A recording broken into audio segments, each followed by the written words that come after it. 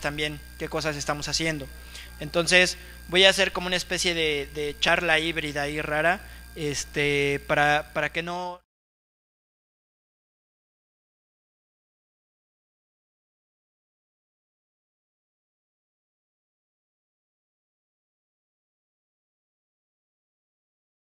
un par de presentaciones que yo traigo por aquí para poder platicar de ellas, incluir el tema del teléfono que ya platicamos muchos de nosotros a lo largo del día y bueno, pues me gustaría un poco como platicar también de otras cosas.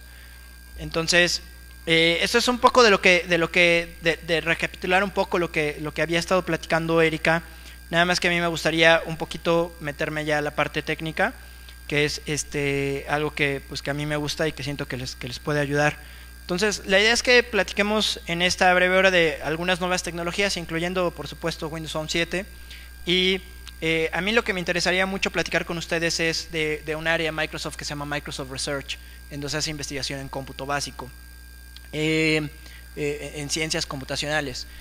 Para que ustedes se den una idea, el laboratorio Microsoft Research, hablando de ciencias computacionales, es el laboratorio de ciencias computacionales más grande del mundo.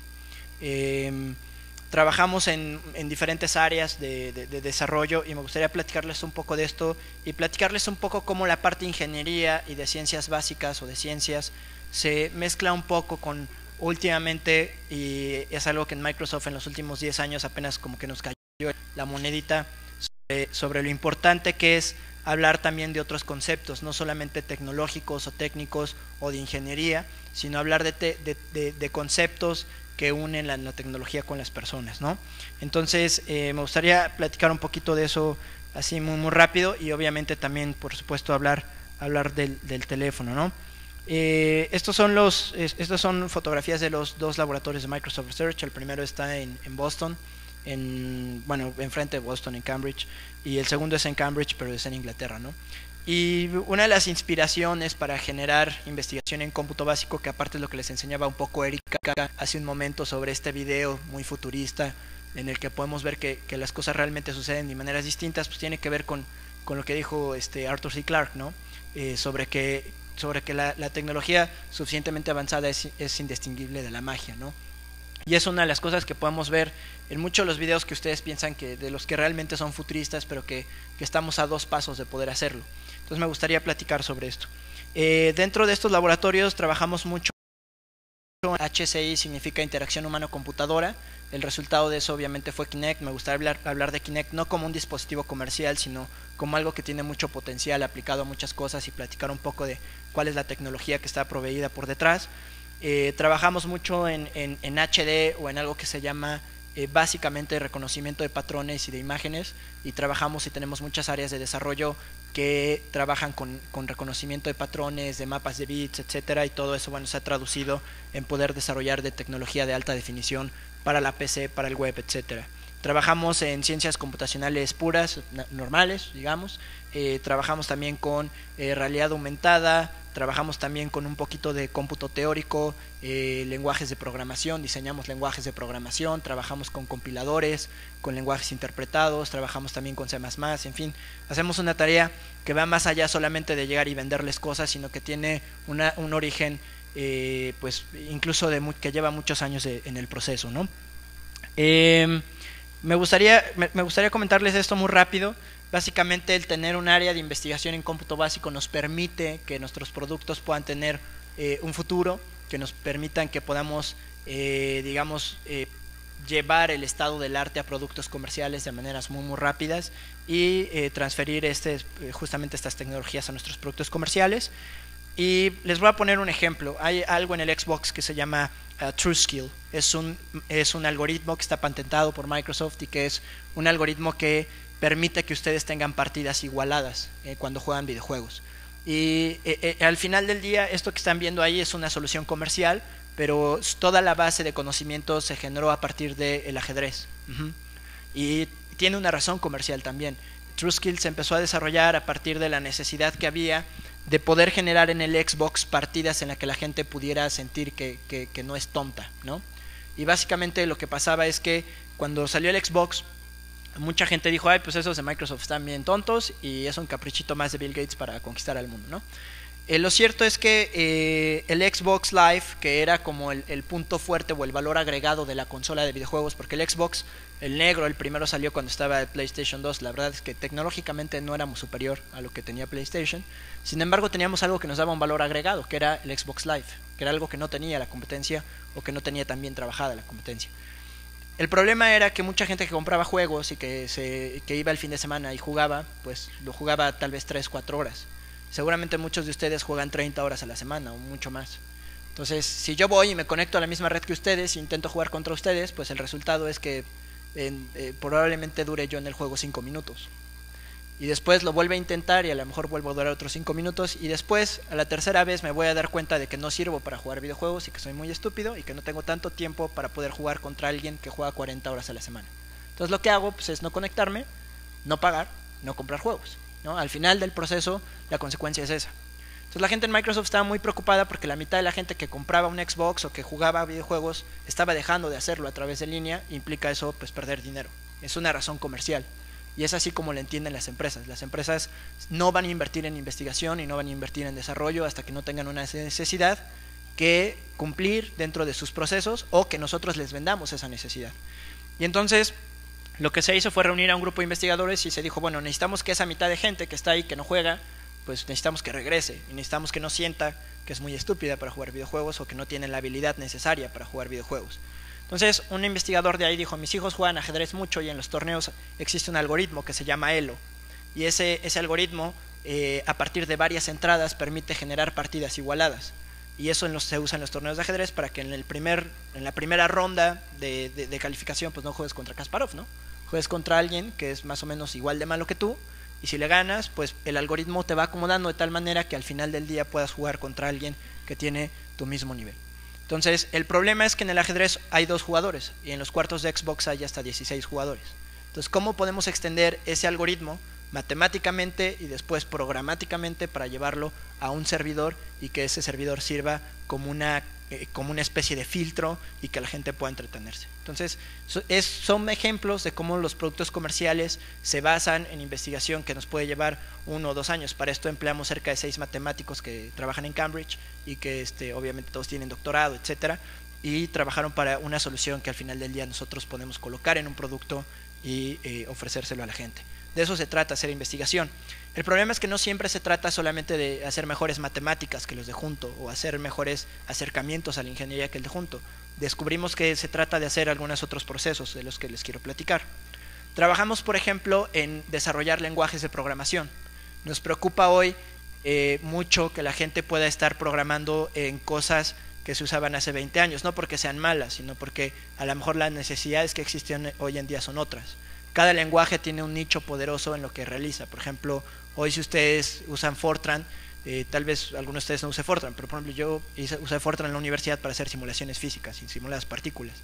Y para eso es muy bueno, y es algo que no podría hacer ni con Java, ni con C#, ni con C++, etcétera, porque el lenguaje justamente está diseñado para hacer ese tipo de tareas.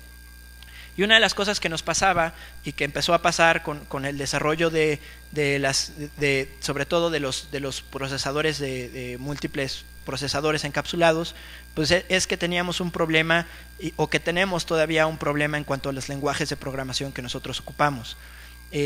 Nosotros lo que regularmente hacemos, voy a abrir aquí otra presentación muy rápido, pero básicamente, por ejemplo, hay muchas tareas que hoy se hacen a nivel de investigación, sobre todo con robots, en las que necesitamos trabajar con múltiples sensores al mismo tiempo.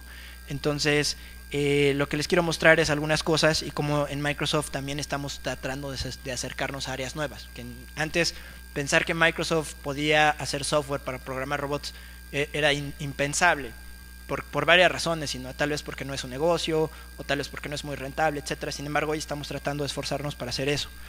Hoy, por ejemplo, la idea normal que se tiene de los robots pues es de robots haciendo cosas como estas, que son robots que se utilizan en la manufactura sobre todo, ¿no? en la parte de ingeniería, líneas de producción, etcétera, y que son algo como lo que van a ver ahorita. Este es un video de KUKA, que es una empresa alemana que tiene su sede en Alemania y que hace robots industriales sobre todo, ¿no? Entonces estos cuates diseñan los robots y después de diseñarlos pues los fabrican y aquí el video básicamente muestra todo el proceso de producción del robot. Ahí está, por ejemplo, las primeras etapas del ensamblaje. Mucho el ensamblaje que se hace es muy manual, después se va haciendo un poco más automatizado hasta que se llega a ese punto. Y bueno, en esa fábrica se hacen desde los diseños, como ustedes vieron, hasta dejar los robots listos ya para calibrar, y después para probar, y después para vender. Y esos son los robots que arman los carros, los autobuses en los que andamos todos los días, etcétera. Y pues pensaríamos que Microsoft pues no tiene nada que ver ahí, ¿no?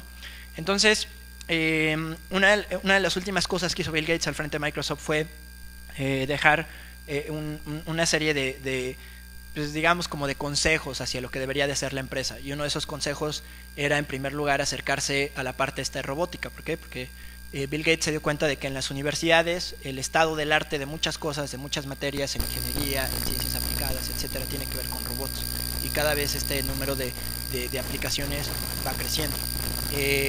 La idea de esto pues es que tengamos pues robots funcionando como esto. Vamos a ver si puedo mostrarles ahí está. Entonces es básicamente cómo se utilizan ahí los robots, ¿no?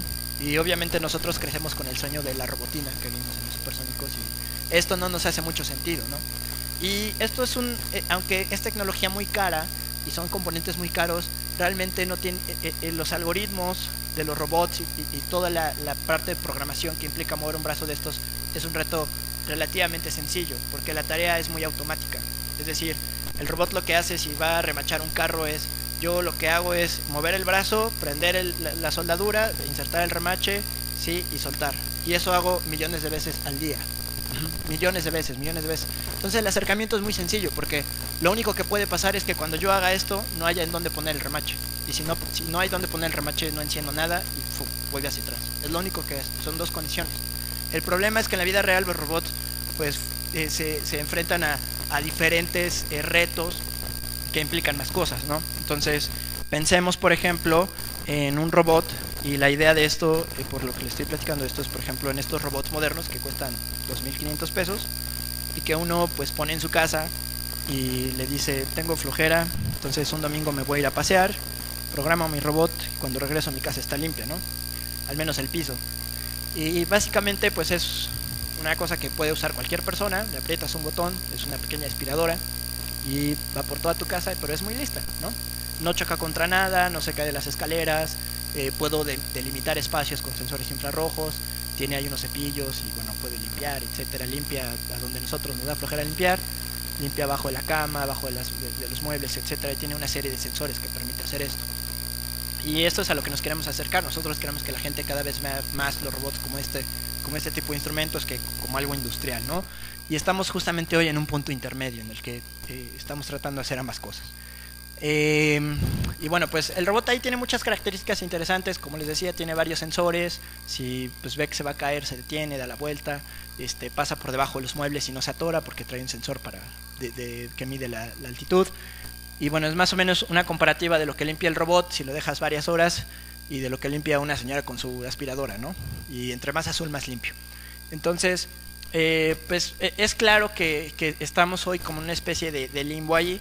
Y en Microsoft estamos también haciendo tecnología para este tipo de cosas.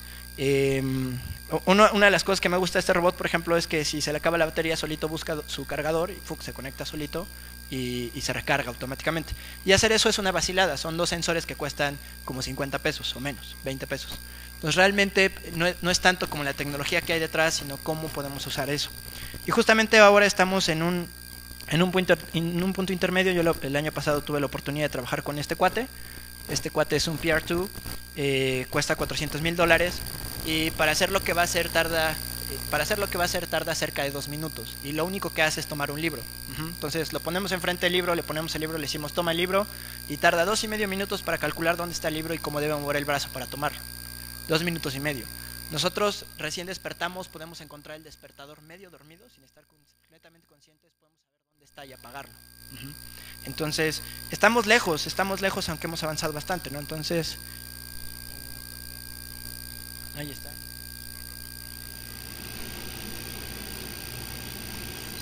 Y bueno, pues para que vean, tiene 24 GB de memoria, tiene un disco duro de 1.5 teras, tiene 4 procesadores quad-core a 1.7 Xenon, que son más o menos 8 procesadores, y todo ese aparatote que cuesta cerca de $500,000 tarda casi 3 minutos solo para agarrar el libro y levantarlo.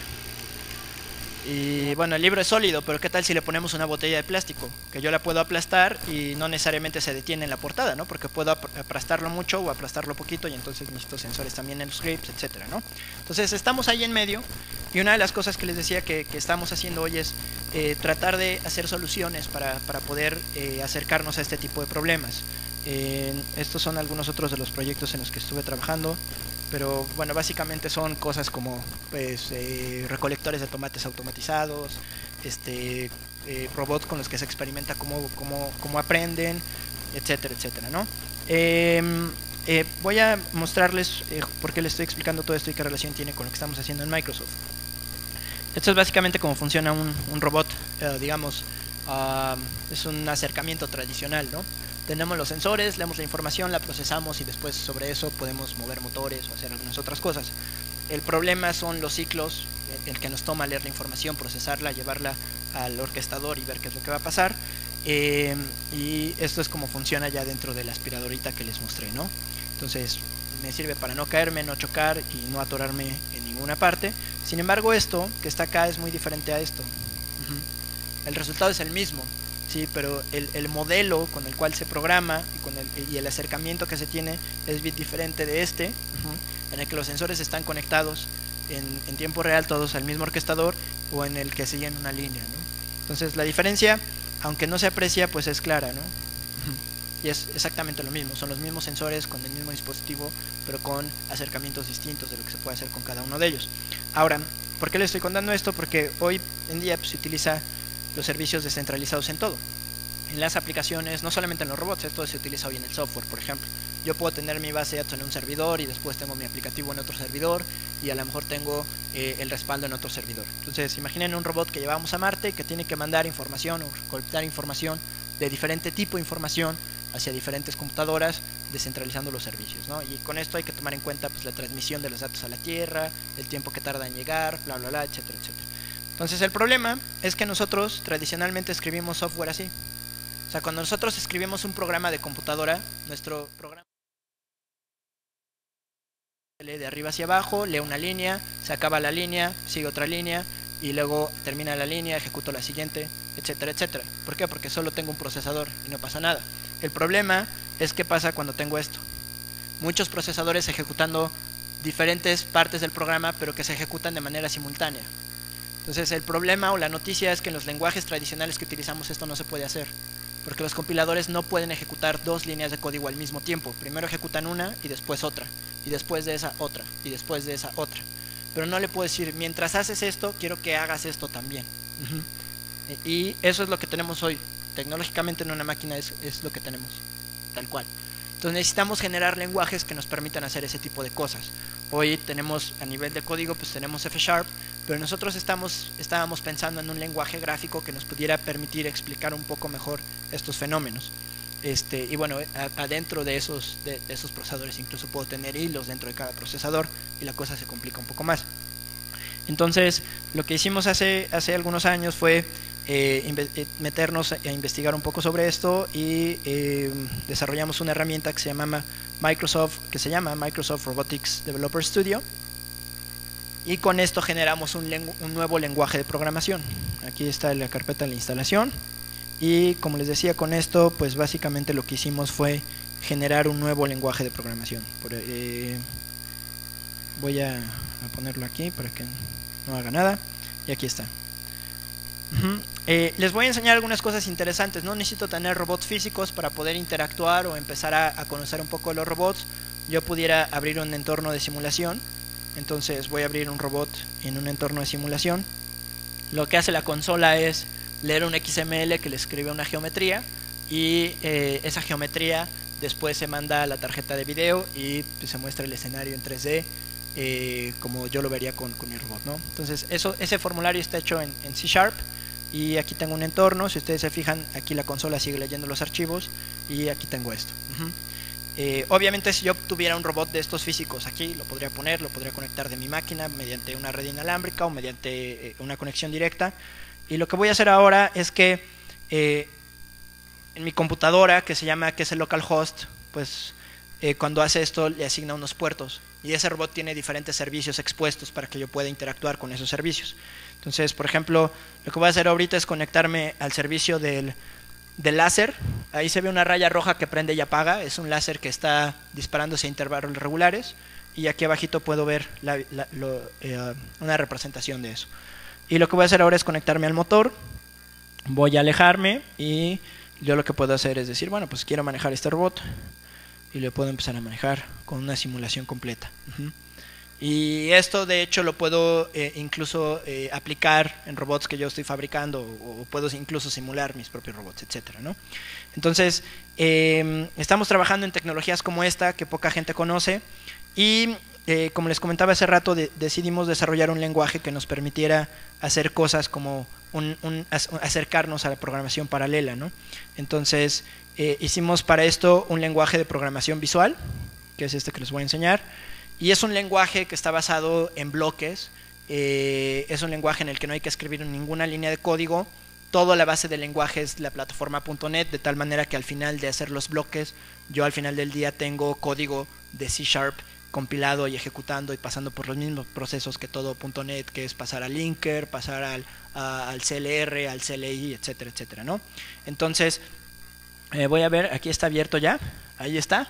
Entonces, básicamente en la parte de arriba tengo las actividades básicas del lenguaje de programación, y en la parte de abajo tengo los servicios que regularmente me sirven para conectarme a un robot, ¿no? Lo que voy a hacer aquí tengo, por ejemplo, puedo definir variables, puedo hacer ifs, puedo hacer funciones con listas, puedo comentar, puedo hacer cálculos, puedo guardar datos, etcétera, ¿no? Y en la parte de abajo tengo los servicios que incluyen, pues, conectarme con los robots, conectarme a sensores, a cámaras web, a brazos robóticos. Tengo para cada marca un tipo diferente de manifiesto, pero lo que les quería mostrar es que esto se puede incluso utilizar sin robots. Entonces voy a abrir este ejemplo, que es un ejemplo bien interesante porque realmente muestra cómo se puede hacer programación paralela. Al ser diagramas, de hecho, lo que yo pudiera hacer es generar aquí un nuevo diagrama. Voy a generar uno nuevo y funciona de una manera bien sencilla. Lo que yo hago es agarro los elementos de este lado, los arrastro al área de trabajo y puedo agarrar, por ejemplo, si quiero definir una variable, pues puedo agarrar un dato, lo puedo poner aquí y lo puedo asignar a una variable que yo puedo definir. Entonces aquí puedo agregar una variable. ¿De qué tipo? Pues del tipo que yo quiera. Puedo utilizar el tipo de dato que yo quiera. Y aquí le puedo poner a la variable, por ejemplo, count, ¿no? Si quiero contar algo. Le doy a agregar, le doy OK y ahora tengo la variable. Y aquí le puedo asignar, pues, que la inicialice en 89. Y lo único que hago es hacer este enlace. Le configuro el enlace. Puedo hacer get y set como en programación. Puedo leer el dato o escribirlo. Le doy set para escribirlo y entonces, bueno, es así como funciona. Entonces, les quería mostrar yo este ejemplo. Este ejemplo es un ejemplo de cómo sí se puede hacer programación paralela. ¿Por qué? Porque aquí el compilador no sabe, es decir, yo puedo agarrar y poner esto acá, y esto acá, o esto acá. Y entonces, el compilador no tiene una secuencia, es decir, no va de arriba hacia abajo, porque como son diagramas y están unidos por todos lados, realmente lo que hace es ver el diagrama desde afuera, ir a hacer los procesos de compilación, pero cuando encuentra eventos recursivos o paralelos, etcétera, pues es capaz de distribuirlos a través de la máquina. Y les voy a hacer, este ejemplo lo único que hace es que hace que la computadora pues cuente, ¿no? De manera autónoma. Entonces vamos a compilarlo y ejecutarlo. Entonces lo que hace es inicializar todos los servicios como si se tratara de un robot, aunque esto no es un robot. Y después compila todo eso, lo traduce a código de .NET, todo eso se compila en un programa objeto y The después... number is 1. The number is 2. The number is 3. The number is 4. The number is 5. The number is 6. The number is 7. The number is 8. The number is 9. The number is 10. All done. Entonces, lo que hizo fue contar del 1 al 10, cuando llega al 10 dice, bueno, ya terminé, ¿no? Entonces, El código funciona, bueno, en este caso el diagrama es muy sencillo, le asignamos a una variable que se llama test, que es entera, le asignamos un 1, la inicializamos con 1, pero justamente este tipo de componentes son los que no me permite un lenguaje tradicional. Este componente es un circulito que es un componente que se llama merge, y lo que hace es que puede recibir múltiples entradas, no sé si ya vieron, y puede tener múltiples salidas. Entonces, yo esa información que entra, ese componente lo que hace es un forward de la información, el componente entra y el componente va hacia dos lados simultáneamente, no hace primero uno y luego otro, sino que de manera simultánea va y dice, oye, el número es, y hace un cadena más variable, el número es 1, y después simplemente lo paso a un sintetizador de voz que lo que hace es decir, bueno, el número es 1, pero al mismo tiempo que hace eso de manera paralela, evalúa si 1 es igual a 10. Como esa condición no se cumple, entonces se ejecuta el else y después a la variable le sumo 1, que vuelvo a asignar en test, y después ese valor vuelve a entrar y sigue el mismo proceso. En la segunda corrida el valor vale 2, en la segunda corrida vale 3, 4, 5, 6, 7, 8, hasta que llega el número 10. Y bueno, esto por ejemplo es un acercamiento un poco rudimentario, porque si yo tengo opciones de hacer recursión, y en una recursión yo lo pudiera hacer eso con un solo bloque. De hecho, puedo agarrar y decir, ¿sabes qué? Quiero generar yo mi propia actividad, la arrastro desde las actividades básicas, y cuando le doy doble clic, lo que puedo hacer es una especie de método o de procedimiento. Entonces yo adentro ahí configuro el diagrama y desde afuera lo conecto y obviamente va a entrar ahí y sale de esos dos lados. Entonces estamos haciendo cosas que no necesariamente tienen que ver con las cosas muy comerciales o con las cosas que todos ustedes conocen y que utilizan todos los días. Y bueno, pues son obviamente acercamientos interesantes que nosotros tenemos.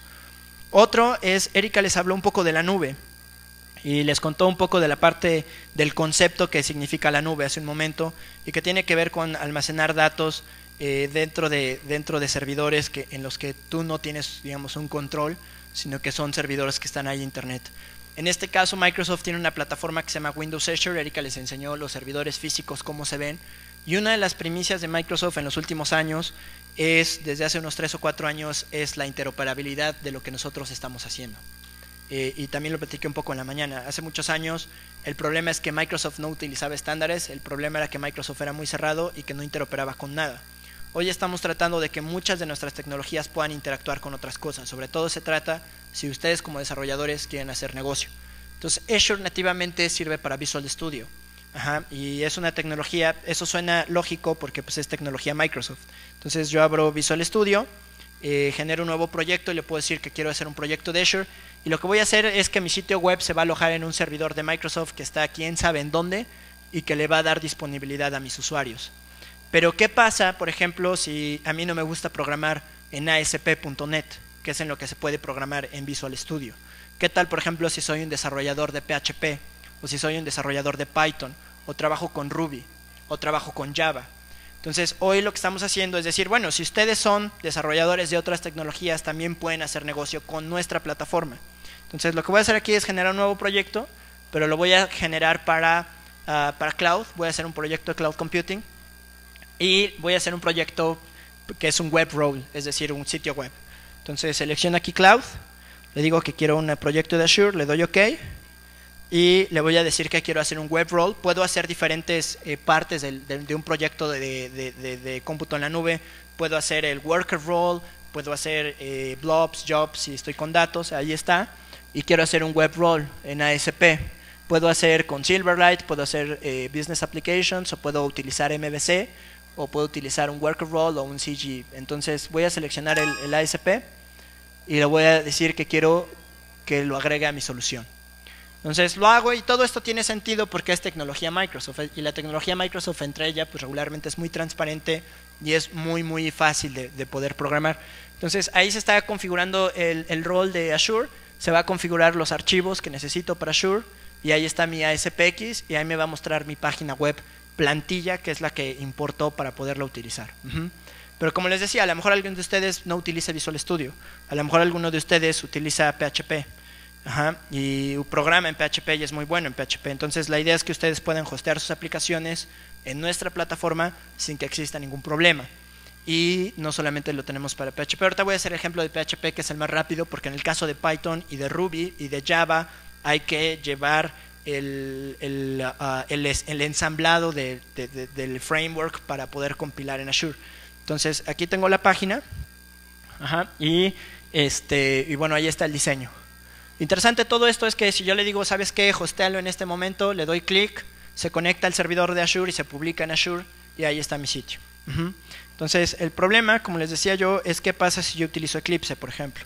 Eclipse es un IDE que es open source.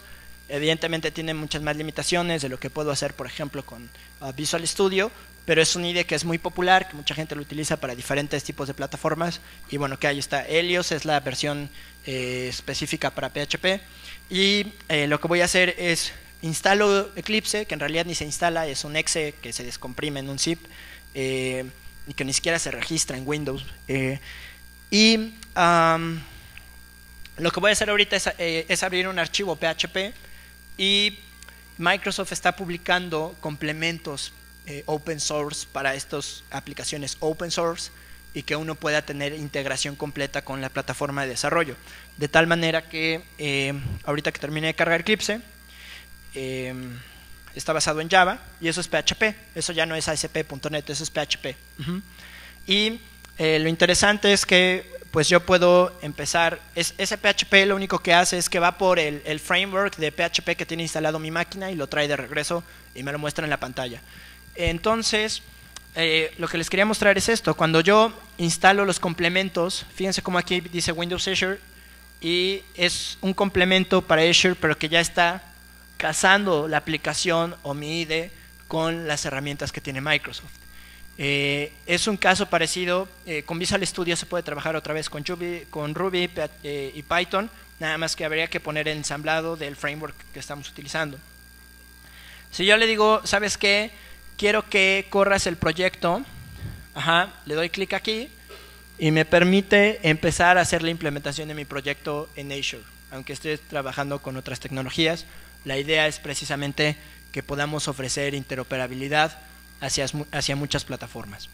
Entonces también estamos trabajando en términos de cómo podemos hacer interoperable la tecnología que podemos ofrecerles. Erika ya les platicó un poquito sobre pues toda la parte de las interfaces de usuario natural. Tenemos ya las librerías del SDK de Kinect. Desafortunadamente yo pensé que Erika iba a hacer algún demo con la API de Kinect, pero hoy ustedes pueden hacer aplicaciones robustas utilizando la API de Kinect y el sensor completo. De hecho, justamente estaba tratando de lanzar una simulación de un robot que utiliza Kinect para podérselas mostrar. Nada más que creo que tenía yo problemas con el puerto. Déjenme ver si funciona ahora. Ahí está. Entonces, como no traje el sensor, pues se los voy a enseñar emulado, pero con el sensor funciona exactamente lo mismo. Lo que estoy haciendo es utilizar un servicio especial de Kinect para Microsoft Robotics Studio. Lo que van a ver ahorita es un sensor de Kinect montado sobre un robot que me da lecturas y que yo puedo tener dentro de Windows, ¿no? Entonces vamos a esperar a que cargue todo el manifiesto. Es un manifiesto pesado, porque aparte simulamos la cámara de profundidad de Kinect. El Kinect adentro tiene diferentes sensores. Tiene un sensor infrarrojo, tiene un sensor, el sensor infrarrojo es de es bajo, es una frecuencia baja. Tenemos micrófonos, un arreglo de micrófonos dentro de los sensores y pueden hacer procesamiento de señales, por ejemplo, y tenemos una cámara RGB junto con las de profundidad, ¿no? Entonces vamos a ver si esto funciona. Parece que se quedó cargando el manifiesto, pero ya no, hasta ahí quedó. No sé qué esté pasando. Bueno, entonces son algunas de las cosas que estamos haciendo para poder integrar diferentes tecnologías y poder habilitar que ustedes tengan acceso a todo esto. Y bueno, obviamente, como en la mañana platiqué un poquito de cuál es nuestro regreso al mercado de los teléfonos y gracias a qué lo hemos podido hacer, y básicamente ha sido un cambio en cómo vemos el paradigma de la tecnología en Microsoft. Les voy a mostrar algunos ejemplos muy rápidos y espero que sean conceptos importantes dentro de lo que les voy a mostrar. Yo por aquí tengo una presentación en la mañana que les mostraba pues cuál era pues regularmente lo que muestran las empresas con los teléfonos, ¿no? Es básicamente esto. Nosotros estamos tratando de hacer algo diferente. Trabajamos mucho en algo que no trabajábamos desde hace mucho tiempo, que es un concepto que se conoce como la experiencia de usuario y que a nivel de ingeniería está completamente olvidado. Es decir, nos interesa que las cosas funcionen, nos interesa que las cosas hagan lo que tiene que hacer, y si está bonito no es lo de menos. El problema es que cuando queremos vender las cosas, el si está bonito no es un factor importante. Y es tal vez al final del día incluso mucho mayor que el factor de ingeniería. Y tiene que ver completamente con los conceptos de emociones sobre la gente. Cuando ustedes ven un video del Apolo 13 llegando a la Luna, no se emocionan porque están pensando en en todas las repercusiones que eso tuvo a nivel técnico. Es decir, cuando yo veo esas imágenes no estoy pensando que utilizaron la primera computadora digital que existía, no estoy pensando que estaban utilizando las primeras fuel cells químicas, o sea, es decir, estaban produciendo electricidad a partir de químicos y no electricidad a partir de cosas de carbono o eléctricas. Es decir, pensamos en muchas cosas, ¿no?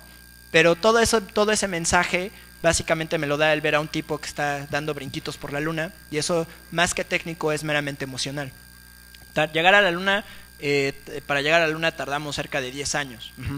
Y después mucho del conocimiento que se generó para poder llegar a la Luna se perdió porque o no estaba documentado o porque las cosas no funcionaban bien, etcétera. Mucha gente murió en el intento, etcétera, etcétera. Se descubrieron materiales como el velcro, se descubrió que en un ambiente altamente oxigenado es propenso a los incendios, etc, etc, etc, etc. Entonces, hoy a nivel de ingeniería podríamos hablar de muchas cosas.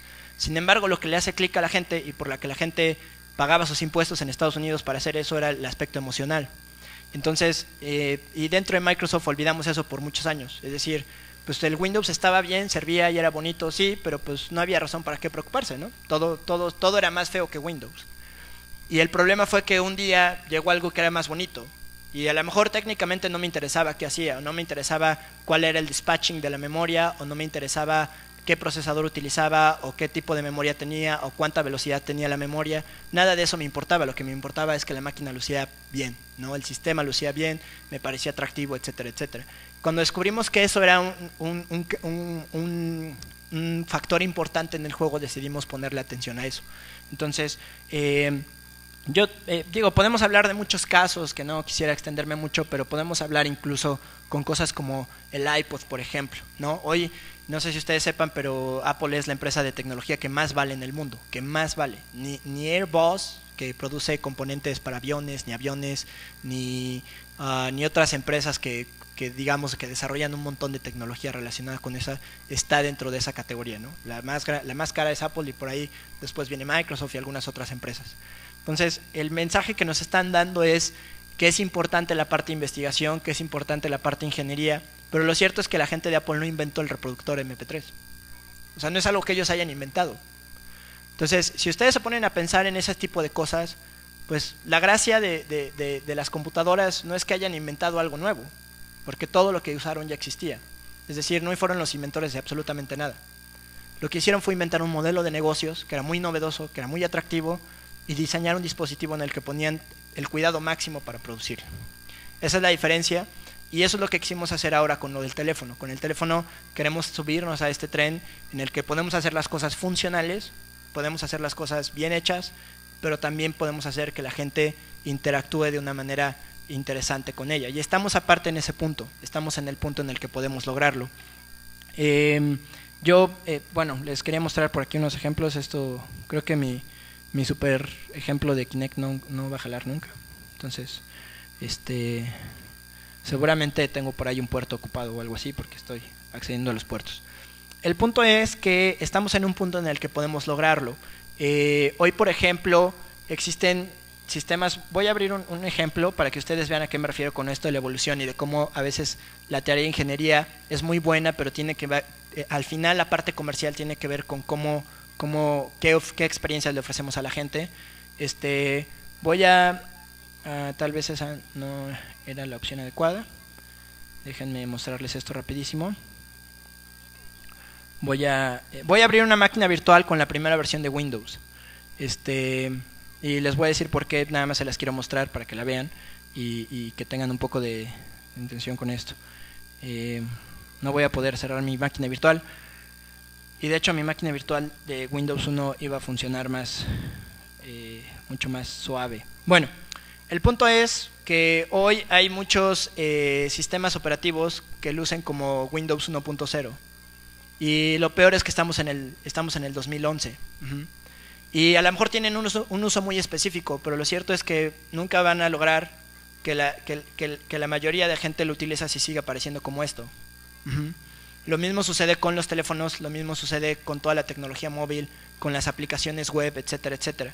Incluso eso mismo podría aplicar con tecnologías como por ejemplo el desarrollo de software.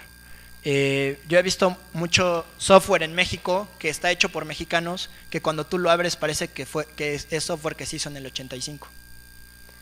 Y por el mismo precio puedes comprar por internet un software que se ve como del 2011. Y esa es la diferencia. No es porque despreciemos el trabajo que se hace en México, o porque los ingenieros en México no sean buenos, o porque los desarrolladores no sean buenos. El problema es que para el nivel competitivo que hay hoy, y que es global, porque hoy ya no compites, tus desarrollos ya no compiten con un desarrollo aquí en México. Hoy yo puedo contratar a un desarrollador en la India y pagarle $5 la hora. Y decirle, ¿sabes qué? Quiero que me hagas un monstruo de aplicación y en una semana me lo regresa. Y es muy barato. Y de hecho pasa.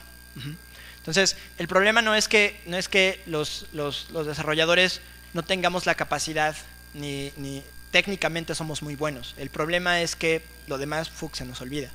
Entonces, justamente ahora que Erika platicaba de la facturación electrónica, yo por ejemplo he estado buscando software para resolver estos problemas de facturación electrónica, y te das cuenta que el software que se hace en México de verdad es software que parece que se hizo en los 70s. De hecho, tú lo ves y dices, órale, pues igual usaron la ENIAC para hacerlo. Y no, o sea, y en cambio tú vas en una startup de Estados Unidos, de la costa, y compras un software por la mitad de precio que luce moderno, que luce con cosas de un software moderno. Entonces, el mensaje es que a veces está bien que nos preocupemos por si las cosas funcionan bien o no, pero también es bueno preocuparse por las experiencias que le damos a la gente. Y eso es un concepto bien básico, y es tan básico que se nos olvida. Entonces, eso mismo quisimos hacerlo en el teléfono. Ahorita les voy a explicar por qué les estoy diciendo esto. Eso de la experiencia de usuario es muy importante, básicamente por esos 4 conceptos. Las cosas deben de ser funcionales, deben servir, deben ser buenas, pero también deben ser bonitas. Y también deben ser afines con la gente, y también me deben de contar como una historia o hacerme sentido, ¿no? Y hablemos de cosas muy de ingeniería básica. Un abrelatas. Utiliza una función, utiliza un principio físico muy sencillo. La palanca. Entonces tú le haces un hoyo a la lata, utilizas la palanca y abres una lata. Y eso te ofrece una experiencia, y eso es una herramienta de ingeniería que en su momento ofrecía una solución a un problema. El problema es que esto ya no es suficiente. El problema es que si hoy llego con una persona y le digo, te vendo esto en 100 pesos, me va a decir, no, pues no lo quiero, ¿no? ¿Por qué? Pues es muy fácil, porque tengo opciones. Y entonces eso es un abrelatas también. Y ocupa otro principio físico muy sencillo, sumamente sencillo. Y al final del día, las dos son funcionales, sí, los dos sirven para abrir latas. Difícilmente sirven para otra cosa ambos productos. O sea, yo no puedo pues clavar clavos con eso, o digo, podría atorar puertas o cosas así, pero no algo muy específico. Y esto tampoco. O sea, de hecho eso no le puedo pagar a nada, porque tiene un hoyo en donde le podría yo ocupar como superficie, golpeo, etcétera. Entonces, la gente, y tú le dices, oye, te voy a dar esto en 100 pesos. Dice, bueno, tal vez lo compre porque la experiencia que me ofrece es distinta. Es mucho más sofisticada que esta. Pero ¿qué pasa si le dices a una persona, te vendo lo mismo, pero te lo vendo en 500 pesos, pero es algo como esto? Pues somos seres humanos. Y la persona no está pensando en cuántos principios físicos ocupa o cuántos no, o bajo qué leyes de la física se rige. Lo que está pensando esa persona es que la experiencia de tener esa cosa es muy interesante. Y es tan interesante que me estoy preguntando justamente en este momento cómo funciona esa abrelatas. Porque no tiene, o sea, tiene forma y puedo ver cómo funciona, pero la experiencia que le ofrece a la persona es muy importante. Y esto es la base de los negocios hoy en los sistemas de información. Es la base del negocio hoy en las computadoras, en los móviles, en los lenguajes, en las web applications, en los marketplaces, en las interfaces gráficas de los teléfonos, etcétera, etcétera. Esta es la base de todo. Es decir, ¿por qué puedo tener esto si yo puedo tener esto? Y el mensaje de esto aplicado en telefonía móvil o en dispositivos móviles fue lo que le pasó a Nokia. Los teléfonos de Nokia son hermosos, tal vez son los mejores teléfonos construidos en todo el mundo, mejores diseñados, mejores pensados. El diseño escandinavo es clásico, es avanzado, es suave, etcétera, etcétera, etcétera. Pues sí, ¿de qué me sirve traer un dispositivo que tiene una cámara de 12 megapíxeles si para que la suba, para que mis amigos la vean, tengo que dar 14 clics o buscar en 13 menús? Eso no funciona. Entonces es como un dispositivo tan bueno con una que hablando de ingeniería es muy bueno, como aplicando los conceptos erróneos puede no funcionar. Y lo mismo pasa a muchos niveles. Podríamos hablar de las propias experiencias de Microsoft, ¿no? Podríamos hablar de Windows Vista, por ejemplo, o de Windows Millennium.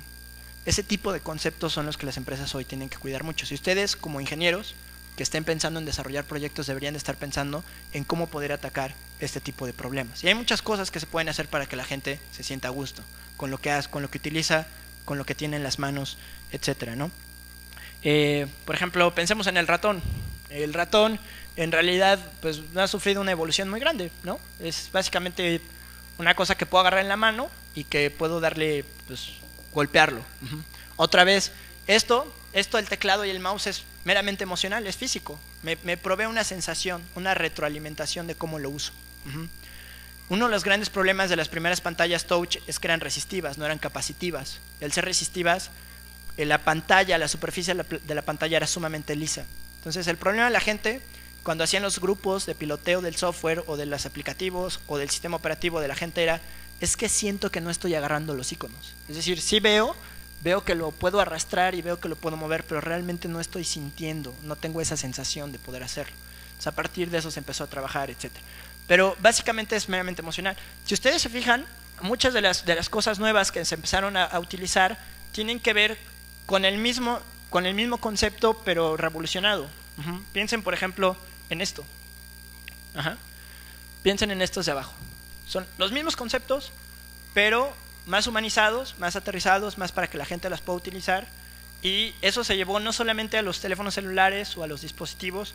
Hoy, por ejemplo, las computadoras, la mayoría de computadoras funcionan con pantallas touch, o por ejemplo, el mismo Windows tiene un sistema operativo que soporta touch, ¿no? Entonces, y eso implica retos a nivel de diseño. Por ejemplo, Windows 7, pues yo con el clic secundario puedo tener un jump list, pero si yo lo despliego con el dedo, ese jump list es más alto. ¿Ya se dieron cuenta? ¿Por qué? Porque la computadora dice, hey, eso lo disparó un dedo, no lo disparó un ratón, y por lo tanto, el dedo es más grueso que el ratón, y por lo tanto la lista debería de ser más alta. Y tendría yo que dejar más espacios o un espacio más grande entre cada una de las aplicaciones. Entonces, son cosas de diseño. Las tablets no son algo nuevo, las tablets están en el mercado desde el 2004. Lo que pasó es que justamente el mercado hoy está lo suficientemente hay una amalgama que me permite, está orquestado todo, que me permite poder comercializar tabletas, ¿no? Esta máquina tiene, no sé, debe tener 3 o 4 años. Tienes una tableta y tiene Windows y todo. Pero pues la bronca es que la gente no se formó días para comprarla. Y eso no tiene que ver con ingeniería. Es decir, yo pudiera argumentar todas las ventajas técnicas de lo que tenemos aquí y de las ventajas no técnicas de los que hay en otras tabletas y los sistemas operativos y de que son open source y de un rollo religioso, etcétera.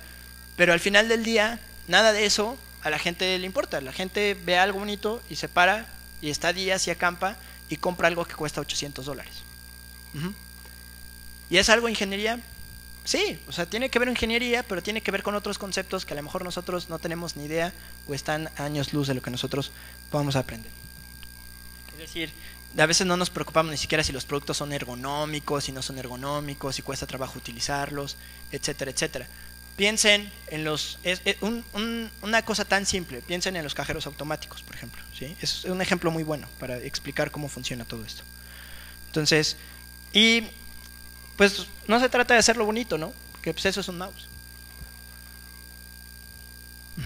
Y eso requiere un trabajo de ingeniería. Claro, requiere un trabajo de ingeniería porque tengo que convertir a otros materiales lo que funciona con un resorte o con un piquito presionando una bolita, ¿no? ¿Tiene que ver con ingeniería? Claro, porque tengo que ver qué frecuencia de luz voy a utilizar para que se pueda utilizar en cualquier superficie, no solamente en superficies que reflejen la luz con determinada frecuencia. Entonces, claro, tiene que ver con eso. Pero esas reglas de cómo va a ser la ingeniería las define el diseño. El diseño original es el que te dice, hey, necesitas trabajar en buscar estos componentes, necesitas buscar y trabajar en generar este tipo de tecnologías. Básicamente es por esto. El software, los dispositivos, etcétera, están basados en hacer eso. Les quiero mostrar, por aquí tenía yo un ejemplo sobre un debo de tenerlo por aquí, igual ya regresé, pero yo tenía un ejemplo sobre un cajero automático, ¿no? Y de hecho el otro día estábamos debatiendo en casa sobre por qué hacían los cajeros automáticos como los hacían.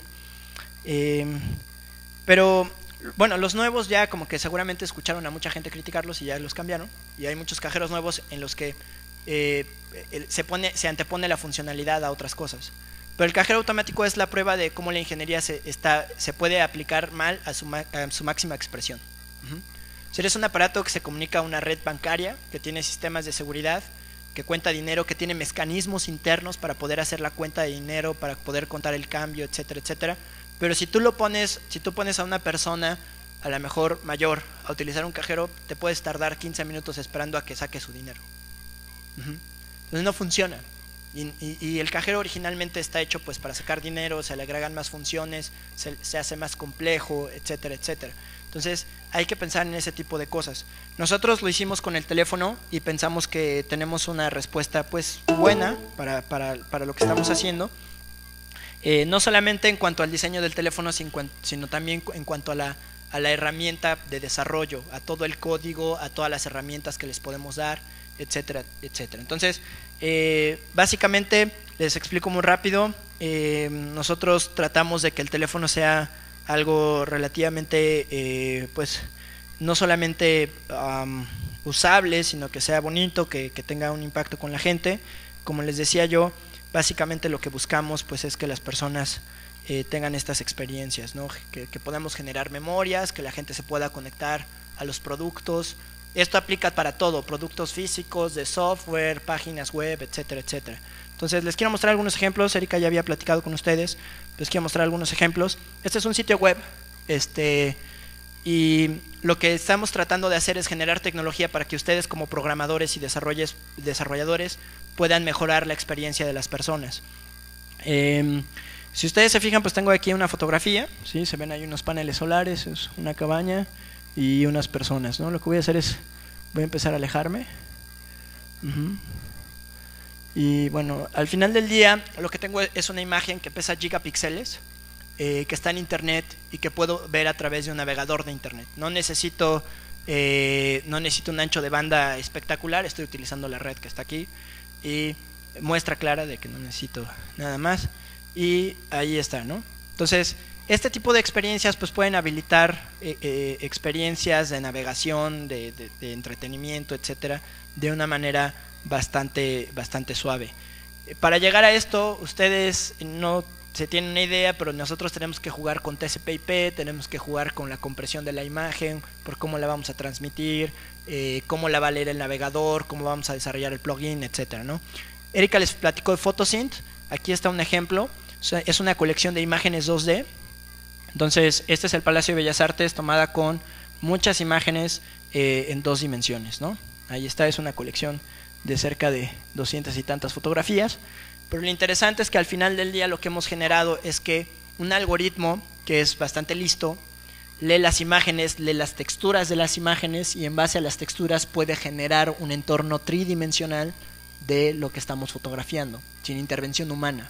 Es decir, no hay un humano que tenga que decirle aquí hay un punto de referencia y aquí hay otro, y entonces construye en 3D. El resultado final es algo como esto.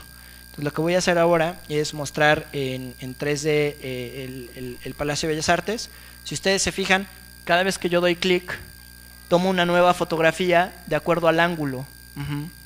Obviamente eso pues lo tengo que calcular. Tengo que leer la textura y tengo que decidir qué fotografía me da la información completa para cubrir ese espacio de la textura. Y si yo voy a una zona, tengo que definir qué fotografía me da un detalle de esa parte. pero todo esto es de manera automática, es un algoritmo que lo hace de manera automatizada. No hay un proceso humano en donde se especifique esto. Pero lo más interesante de todo esto es que si yo me alejo lo suficiente y que si yo regreso a una vista en 3D, no solamente el software lo que hace es mostrarme esta vista. Voy a tratar de alejarme un poco. Y si ustedes se fijan, de acuerdo a la distancia que yo tomo, pues es la imagen que yo puedo ver, ¿no? Entonces, la verdad es que es una experiencia muy interesante, porque aparte, como les decía, todo esto se hace de manera automática. Ahí está. Entonces, lo que voy a hacer ahora es que le voy a decir a la aplicación que utilice las referencias y que utilice las texturas para pintar una nube de puntos. Y entonces lo que hace automáticamente el algoritmo es generar la planta del Palacio de Bellas Artes, sin que yo le provea un solo punto de referencia. Únicamente consumiendo texturas. Y lo que tenemos es algo como esto. Me voy a girarlo. Puedo poner, lo puedo ver desde diferentes ángulos. Pero lo más interesante es que puedo hacer algo como esto. Y ahí tengo la planta arquitectónica del Palacio de Bellas Artes completita, ¿sí? Sin que ninguna persona le indicara a la aplicación cómo lo debería de hacer. Entonces, estamos trabajando en todos este tipo de aplicaciones. Estamos trabajando en cosas como Surface, que es cómputo muy interesante de interacción. Y bueno, pues les quiero mostrar un poco ya sobre el teléfono para terminar de platicar. No quería estar repitiendo el mismo mensaje todo el tiempo. Pienso que podemos ocupar el tiempo para hablar de otras cosas. La idea original de Kinect es esta. El Kinect se construyó, la cámara del Kinect 3D se construyó a partir de este concepto, que es un concepto en el que yo pongo mi mano y puedo ver un relieve, la forma, ¿no? Entonces esto es lo que debería de hacer una cámara 3D que me dé información sobre la profundidad que yo ocupo en la cámara. Al final del día obtuvimos algo como esto, con infrarrojos. Lo que hace la cámara es devolvernos a qué distancia está en metros cada píxel de la imagen, y eso me da una imagen de profundidad. Existen un sensor infrarrojo y un receptor que están separados por la cámara RGB en Kinect. Un sensor dispara la luz, el otro la capta, y es así como funciona el sensor y nos permite hacer un montón de cosas. Y bueno, pues es básicamente quería hablarles un poco sobre lo que estamos haciendo en otros ámbitos. Obviamente la idea pues es que les enseñe yo el teléfono y las herramientas de desarrollo. Entonces, para abrir las herramientas de desarrollo no necesito otra cosa más que Windows Visual Studio 2010, y lo que voy a hacer es mostrarles rápido el teléfono para la gente que obviamente traía la intención de ver el teléfono. Este es el teléfono, esta es la pantalla principal del teléfono. Toda la pantalla que está aquí es personalizable, entonces yo puedo quitar o agregar componentes. Por ejemplo, estos dos componentes que no están haciendo nada los puedo quitar. Tiene Office, que bueno, se puede ocupar las aplicaciones de Office, pero también se puede conectar a soluciones corporativas como SharePoint. Si ustedes tienen una intranet, pueden ocupar eso. Trae la parte de Xbox Live, para que ustedes puedan ver un poco sobre, obviamente trae juegos, trae franquicias grandes como Assassin's Creed. Entonces yo puedo jugar Assassin's Creed en Windows Phone. Todo el teléfono está integrado con la parte de Xbox Live. Y ahí está, ¿no? Obviamente esta versión que les estoy mostrando es la primera versión de Windows Phone 7. Ya está la disponible versión para este mes, finales de este mes Mango, que va a traer 500 mejoras sobre lo que ya hace el teléfono. Y bueno, pues yo puedo jugar aquí con el teléfono y todo, ¿no? Y bueno, es una franquicia grande y el juego aparte no es tan barato comprarlo para jugarlo en el teléfono. Aquí están las aplicaciones. Las aplicaciones, si ustedes se fijan, hay aplicaciones que conservan sus colores. Algunas otras tienen un color naranja que evidentemente se puede personalizar. Todo el teléfono, la idea es que todo el teléfono pueda ser personalizable. Entonces voy aquí a mostrarles un poco de eso. Aquí está theme, y lo voy a cambiar pues al pink, ¿no? Entonces la idea es que el teléfono mantenga cierta uniformidad. Aquí están las aplicaciones. Yo, por ejemplo, tengo esta aplicación que está aquí que se llama My Budget. Lo que voy a hacer es, si ustedes se fijan, la aplicación conserva un poco el diseño. Yo tengo otras por aquí que puedo agregar. Por ejemplo, puedo agarrar esta y decir, ¿sabes qué? Pues quiero escuchar los podcasts de la Universidad Veracruzana. Entonces, pues lo añado a mi página de inicio. Está agregada. El teléfono está diseñado para obtener información de internet todo el tiempo. No tiene una ranura de expansión de memoria, y más bien lo que se hace es que se conecta con servicios de internet para mostrarme fotografías que están o que coinciden con mis cuentas, ¿no? Entonces, por ejemplo, yo quisiera abrir, por ejemplo, voy a ver si ahora funciona. En la mañana teníamos problemas de conectividad, pero por ejemplo yo pudiera agarrar y decir, ¿sabes qué? Pues quiero ver estas fotos.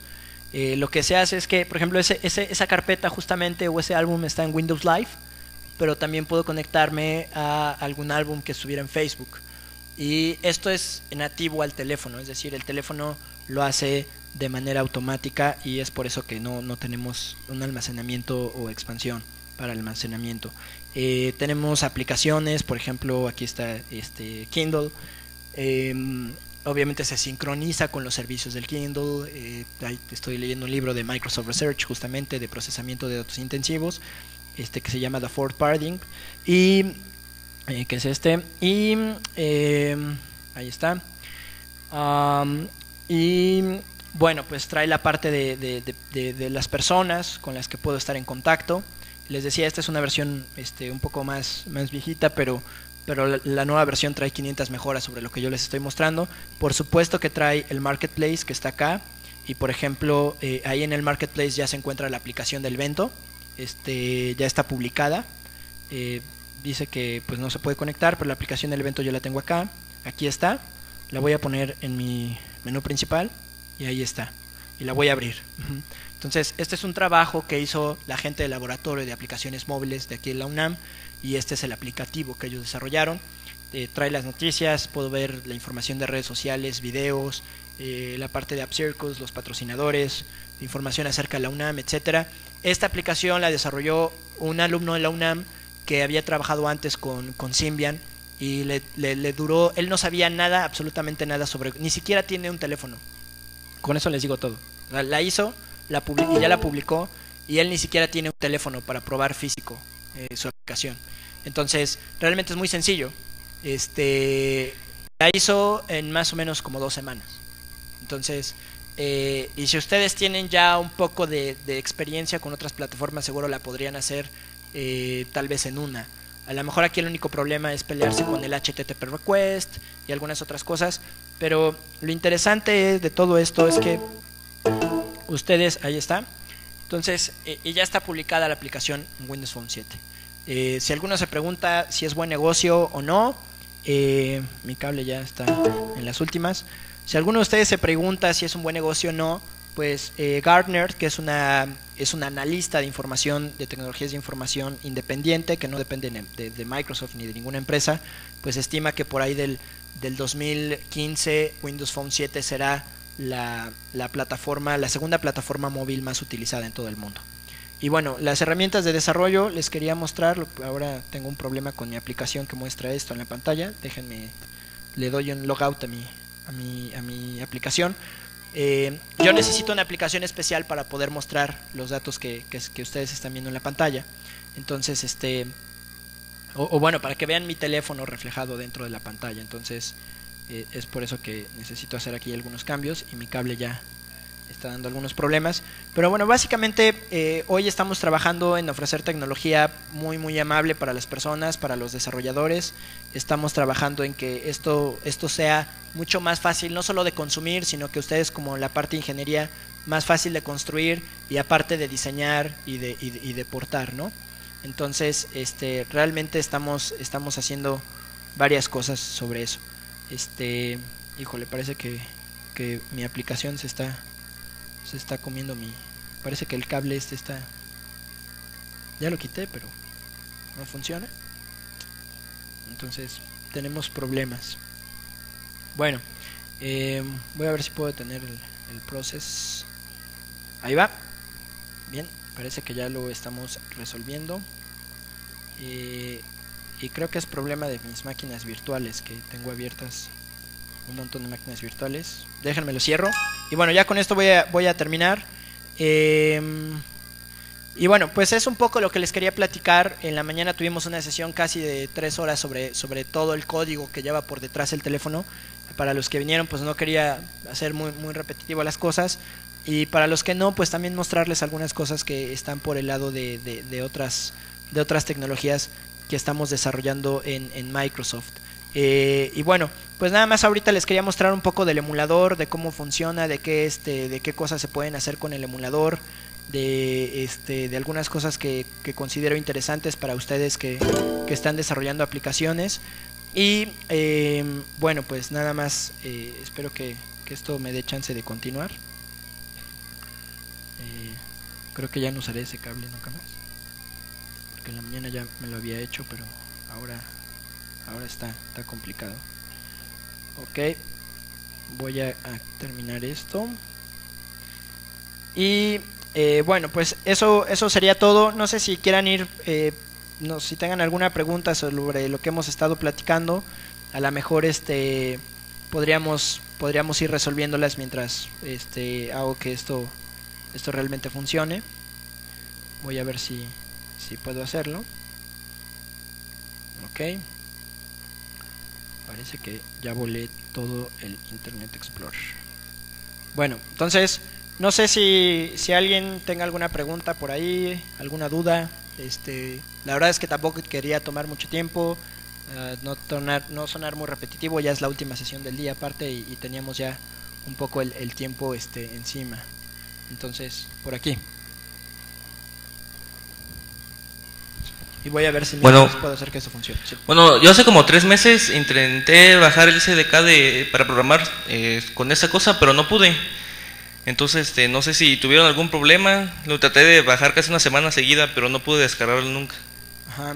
Entonces, no sé qué Pues pasó. en realidad no hemos tenido ningún problema de ningún tipo. De repente el marketplace está, pero eso ya es directo en el teléfono. Está, a veces por mantenimiento no se conecta bien, o ese tipo de cosas. Pero con la herramienta no hemos tenido ningún problema. Como les comentaba Erika, todos los recursos que ustedes deben utilizar o pueden utilizar son gratuitos. Incluso se pueden registrar como desarrolladores sin tener que pagar nada si son estudiantes, pero no hemos tenido ningún problema ni de compatibilidad ni de aplicativos. ¿Y para programar usan el .NET o qué otras herramientas usan? No, es puro C#, puro plataforma.net, sí. No soporta otro lenguaje interpretado ni lenguajes de terceros la plataforma, es puro C#, tanto para Silverlight como para XNA es puro C#. Entonces es la única opción, sí. Si programan en Java, pues programan casi como con lo mismo, nada más que con otra letra. ¿Alguna otra pregunta? ¿Alguna duda? Estoy cerrando mi sesión y reiniciando mientras estamos aquí en el proceso. Buenas tardes, soy Vladimir. Mi pregunta es, ¿qué con respecto a la realidad aumentada? ¿Qué me puedes decir que me pueda brindar? Ok, mira, la primera versión de Windows Phone 7, la verdad es que se podían hacer bien poquitas cosas porque no teníamos una API para la cámara, para el RAW de la cámara. Es decir, teníamos una API que lo que hacía era lanzar la aplicación de la cámara que trae el sistema operativo. El problema es que con esa API solo puedes tomar fotografías, retomar la fotografía y guardar la fotografía. Pero el software que tú llamabas siempre era el mismo, que es el programa de la cámara, ¿no? Todos ustedes tienen un teléfono, cuando aprietan el botón de la camarita sale un menú que es el por default de la camarita, ¿no? Entonces lo que nosotros hacíamos era lo mismo. El problema es que eso no te da acceso a muchas cosas. Por ejemplo, no te permite acceder a la imagen realmente bit por bit que estás tomando, no te permite cambiar la interfaz gráfica, no te permite hacer muchas cosas.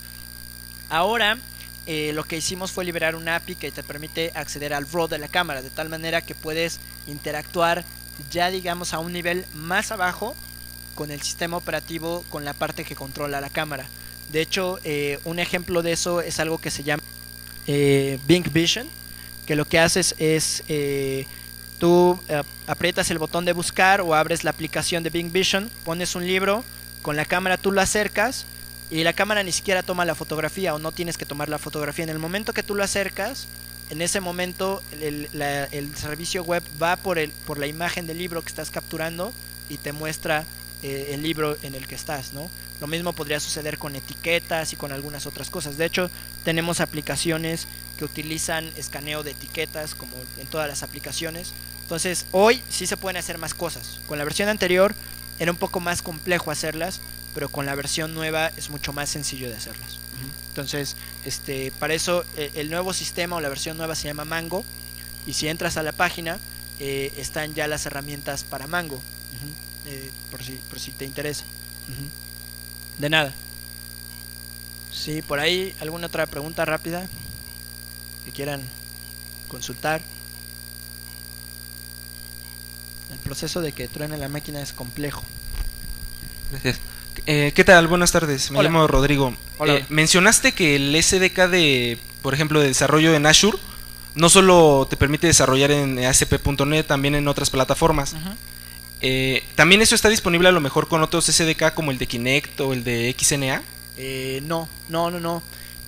La intención de hacerlo en la nube es porque finalmente la nube hoy es una opción de negocios para muchas personas, y lo que queremos es que más personas hagan negocio y que en ese negocio nos incluyan a nosotros. O sea, es básicamente la razón de eso. Pero es lo mismo que hacen otras empresas como Amazon y algunas otras por ahí. Entonces, básicamente la idea de ser interoperables es que a nivel de la nube pudiéramos interactuar con aplicaciones que no necesariamente son Microsoft. A nivel de PC, del escritorio, ahí el juego cambia, ¿no? Porque entonces el proveedor del sistema operativo somos nosotros, y lo que hacemos es que .NET o la plataforma .NET está sumamente integrada con lo que es el sistema operativo, de tal manera que nos da muchas facilidades para poder desarrollar el código. Por ponerte un ejemplo, de Kinect hay muchos hacks que están hechos casi la mayoría en C++. Entonces, por ejemplo, hay cosas como OpenKinect y algunas otras que tú puedes utilizar y que puedes integrar en tus plataformas, y para utilizar otro sistema operativo u otro lenguaje de programación. Lo cierto es que al ser integrado con el sistema operativo, por ejemplo, nuestro SDK en cuanto al refresco de frames por segundo que te permite es más alto el nuestro, porque nosotros podemos comunicarnos con el sistema operativo en un nivel distinto. Entonces, eso por ponerte el ejemplo de SDK. Para el teléfono, pues evidentemente todo es C#, y en esa parte no somos tan interoperables. En el teléfono, no sé si ustedes han escuchado hablar sobre Proyecto Mono, pero Mono hay muchos juegos de Apple que están en el marketplace de Apple que están codificados en C#. Aunque Apple tampoco permite ningún intérprete, ni lenguajes interpretados, ni lenguajes extendidos, lo que hace Mono es tiene un linker, y ese linker se puede comunicar con el iOS. Entonces tú puedes programar en C# algunas cosas y puedes ejecutar en Apple, y de hecho puedes publicar cosas en C# para Apple oficialmente. Y no es el único ejemplo. Hoy, por ejemplo, hay varios juegos para Wii que están hechos en Unity para Wii y que realmente están codificados en C#. Entonces, pues es un lenguaje que se puede comunicar y es muy versátil, se puede ocupar para muchas cosas. Gracias. De nada. ¿Alguna otra pregunta? ¿No? ¿No? Bueno, pues muchas gracias. Estaba yo esperando que esto reiniciara, pero no reinicia. Entonces, yo creo que me he excedido este mes con las hibernadas de mi máquina. No es bueno hacerlo. Entonces estaba pensando, si no, bueno, pues voy a estar por aquí para poner mi correo, para pasarle las ligas. No, el problema de la tecnología es depender, no podemos hacer nada, ni siquiera traigo una hoja donde anotar nada para que lo vean. Pero me pueden seguir en Twitter, es @imixe, es IM y latina XE, imixe, así como suena. Y bueno, si no, mi correo se los puedo dictar muy despacio, es amartinez, de Alejandro Martínez, amartinez @ms significa Microsoft, msacadémico.com. Entonces, si no, de todas maneras voy a andar por aquí. Si alguien tiene dudas, si alguien tiene alguna pregunta, pues con gusto podemos platicarla. Muchas gracias. No, pues muchísimas gracias. Un fuerte aplauso, por favor, para Alejandro Martínez. Pues qué día, ¿no? ¿Quién de ustedes vino a más de una conferencia el día de hoy?